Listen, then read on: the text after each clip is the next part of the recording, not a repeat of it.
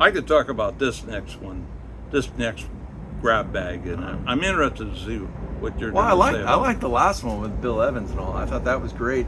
Is it all going to be jazz? I mean, this is a grab bag that's all jazz, right? Yeah. Okay. That's cool. kind of my. I understand. That's fine. No. subject, I just when I put something up, I want to Don't put a lot of pressure on me, all right? like- Don't put a lot of pressure on me.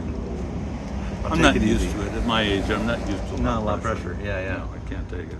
So, what's the first one? I'm getting excited here. Do you like Latin jazz? I do. I do like Latin jazz. Do I love Latin jazz? And you know, when I'm listening to the local KNKX radio jazz, they do not play enough Latin jazz. They have Jazz Caliente on the weekends. One day a week. well, they do. That's all it is. Okay. Look at how satisfied he is. If they play it for 2 hours on a Saturday, once a week, that's enough for him. Dizzy needs it every day. I need 6 hours of it a day, and I won't be happy even then. But anyway, how about that? Orindo Alameda. Uh-huh. Guitar from Ipanema. This is kind of classical jazz. You know, this is a subject that I could talk about a lot. Really? You take classical music. It's kind of like Sketches of Spain, which was kind of Miles Davis paying homage to classical music. And if you've ever heard the soundtrack to Django by Miles Davis, which is a movie soundtrack with Legrand, Michel Legrand, he went into sort of classical music jazz with that record as well. And that's what you got here. And this is a fabulous Latin. I just love the cover. Jazz. The girl in the bikini is so 60s. And I think this is a 60s album. I wouldn't think And it's got the girl from Ipanema on it. Yeah. Although this isn't the original artist. No, because it won't even have a vocal. Fiddler's Wolf Whistle. That sounds interesting to me. But this looks like a fun one. I love Latin jazz. Quiet Nights and Quiet Stars. Ooh, I love that song.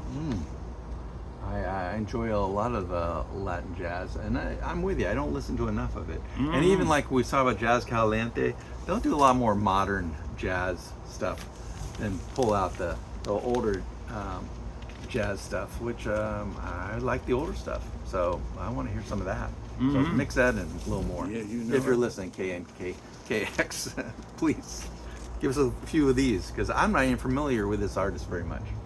Oh, he had and he played with a lot of different people, but he had a lot of solo albums himself. Solo in the sense that he had his own group.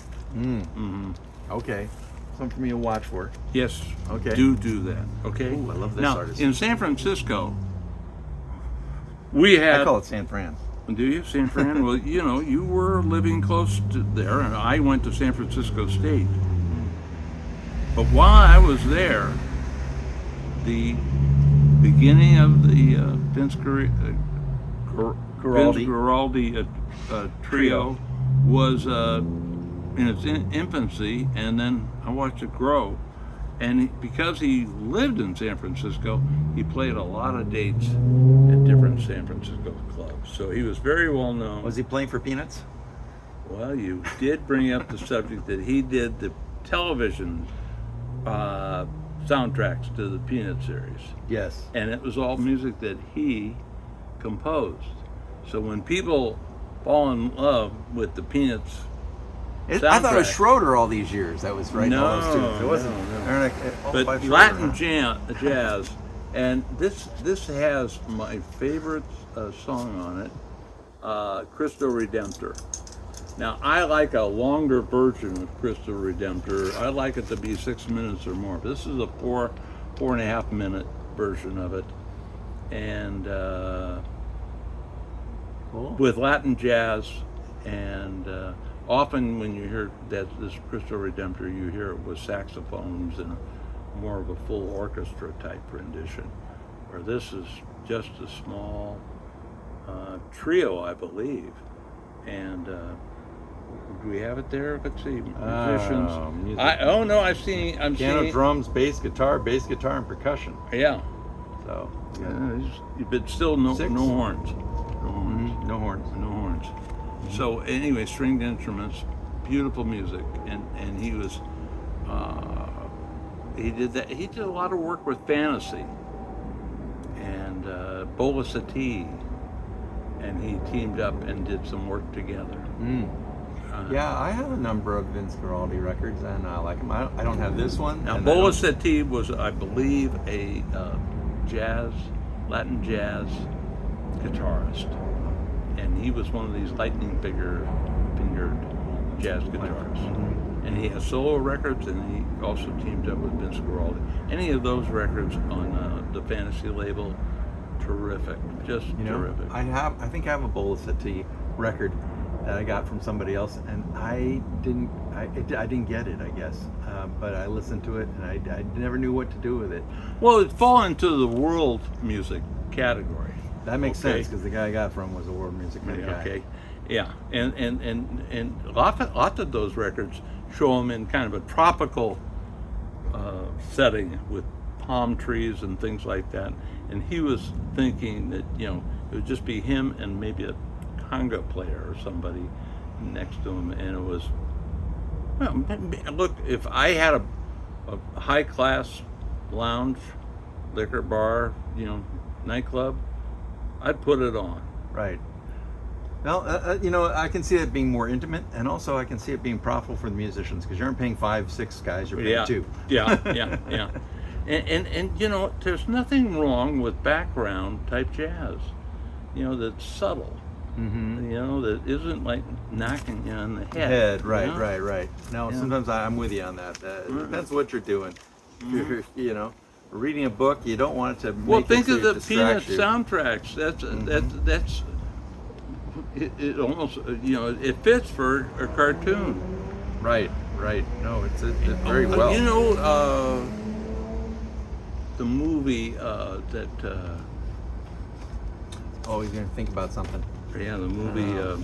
This could be a few minutes, folks. Yeah, no, there was a famous movie a few bites of your popcorn. where they had the Latin jazz to it, and it takes place in like Brazil or someplace like that, and those Latin jazz things. Baden Powell, are you familiar with him? Guitarist, Brazilian jazz. Oh, I love Brazilian jazz, and those were rarely on United States record labels. So if you didn't get a Baden Powell record that was issued in Brazil, you weren't going to hear it. So I was lucky that I was able to get some of those. Yeah, it is interesting when you, it's like what we were talking about, the guy from Georgetown Records, how he likes a lot of these foreign. He likes the ones from Africa. Right. Ethiopia. But I had a friend that went Congo. down to Uruguay, and he, while he was there, he bought some records, and you get to hear exposure to some music that you may have never ever heard of, and maybe actually right up your lane. You never know of what might be coming from a little different direction. What you got next? Well, I have some surprises, but you know what? I'm going to make you wait till next time. Oh, really? Yeah. Just like that? Because it's such a jump. I see. I got you. Because it's going to be like... I don't want to get hurt. I'm getting older. Jumping. It'd be like going from Latin jazz to glam rock.